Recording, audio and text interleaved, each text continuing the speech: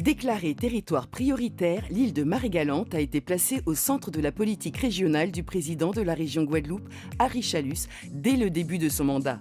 Alors j'ai envie de dire que pratiquement rien ne se fait à Marie-Galante sans l'accompagnement de la région Guadeloupe, qui est indispensable pour nous, petits territoires. Alors il faut savoir, les axes forts où intervient la région, c'est notamment le programme LEADER, donc le développement rural qui s'adresse à différents porteurs de projets qui ont un projet donc, pour Marie-Galante et que nous accompagnons notamment sur le volet agricole, le volet commercial. C'est une enveloppe de 2,5 millions où la région participe à hauteur de 300 et quelques mille euros, donc ce n'est pas négligeable. Nous avons aussi le contrat de pays Marie-Galante où la région nous accompagne encore et là aussi c'est très intéressant pour les différents porteurs de projets. La pérennisation de l'activité agricole s'inscrit dans une stratégie globale visant à une croissance économique vertueuse, à la structuration et à la professionnalisation de la filière. Puis après le redressement de la sucrerie en 1995, donc jusqu'à aujourd'hui, puisqu'en fait on bénéficiait d'une subvention de 850 000 euros qui était là bien avant, bien évidemment, mais en fait le nouveau président a décidé de continuer effectivement cette démarche qui me paraît, je dirais, indispensable pour cette sucrerie, et également pour les planteurs, puisqu'en fait, 850 000 euros, ça nous permet d'avoir un complément pour faire tourner cette petite usine, mais aussi d'essayer d'apporter un plus pour les planteurs, parce qu'une usine qui fonctionne correctement, ça permet effectivement aux planteurs de vendre leurs produits correctement.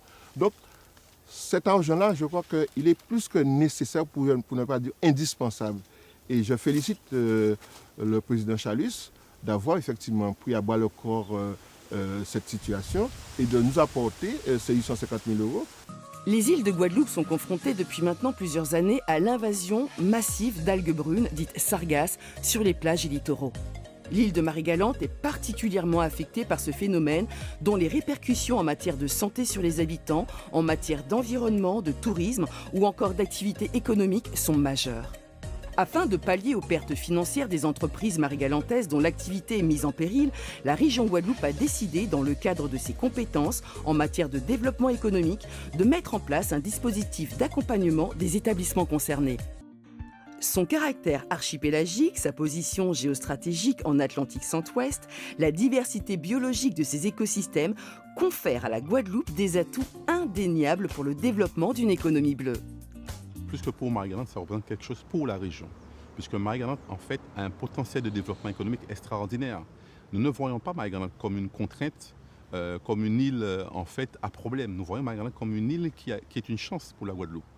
Et en fait, nous développons à travers le plan Océan, qui est en fait une valorisation, une mise en valeur, mais vraiment une mise en valeur de l'espace littoral de la Guadeloupe, et particulièrement à Marie-Galante, et notamment sur le projet de Saint-Louis, où nous venons en fait mettre 1,9 million pour en fait que les voiliers qui aujourd'hui sont en mouillage sauvage puissent passer en mouillage organisé, donc contribuer économiquement à l'île. Et nous venons rajouter des services. En dehors de nombreux projets que nous avons avec la région, notamment le stade multisport, pour particulièrement faire venir des jeunes de la Caraïbe dans le cadre de coopération pour l'athlétisme, nous avons un grand projet qui nous tient à cœur, c'est la halte légère de Plaisance. Et avec la région, nous avons convenu de mettre pratiquement 80 braies. Et qui dit braies, c'est vraiment pour faire venir des plaisanciers, parce que nous dénombrons pratiquement 80 en moyenne pour rester dans ce nombre-là, sans quoi que ce soit. Nous faisons du tourisme un point fort. Et nous avons mis dans notre PLU, le plan local d'urbanisme, le tourisme comme le moteur du développement. Toute l'île de Marie-Galante, je crois, sera contente et nous disons merci à la région. La recomposition de l'offre de soins de Marie-Galante a eu pour conséquence la fermeture de 2 services du centre hospitalier de Sainte-Marie, la chirurgie et la maternité. Ceci a contraint l'établissement à se repositionner pour assurer un service de qualité. La prise en charge médicale et médico-chirurgicale des patients de Marie-Galante nécessitait une aide technique à la décision thérapeutique. C'est dans ce contexte que l'établissement a sollicité la collectivité régionale pour une aide exceptionnelle permettant l'équipement du CHSM en matériel lourd d'imagerie médicale et plus spécifiquement en scanner. Ici, nous sommes dans une salle qui reçoit et qui héberge le scanner. Le scanner, c'est un outil de radiologie, on va dire directement de la scanographie, que nous avons inauguré le 21 avril et qui a été financé en très grande partie par la région Guadeloupe. C'est un investissement d'à peu près 1,5 million des brouettes et la région a investi à raison 80%, soit 1,2 million. Nous sommes heureux de le dire aujourd'hui parce que nous savons que sans la région, on n'aurait pas pu avoir ce matériel-là. Un matériel ô combien important pour la Guadeloupe qui permettrait deux choses. La première, c'est de diminuer les évacuations sanitaires et la deuxième chose, c'est d'avoir un diagnostic plus affiné, par conséquent, avoir des possibilités de survie plus importantes. La politique régionale en matière de développement numérique s'est caractérisée en 2017 par l'adoption du schéma directeur d'aménagement numérique, dont les premiers travaux ont concerné des zones rurales et les îles du Sud qui sont quasiment achevées. L'accompagnement des opérateurs privés pour le déploiement du très haut débit en Guadeloupe face à la demande croissante. L'élargissement du périmètre de déploiement du très haut débit sur l'ensemble de la zone d'intervention, représentant une intervention sur 88 000 foyers répartis sur 28 communes.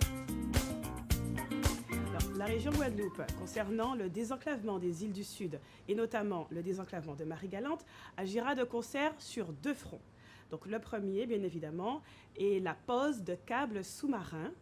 Donc, en ce qui concerne cet aspect donc, de pose des câbles sous-marins, la région a d'ores et déjà lancé le marché.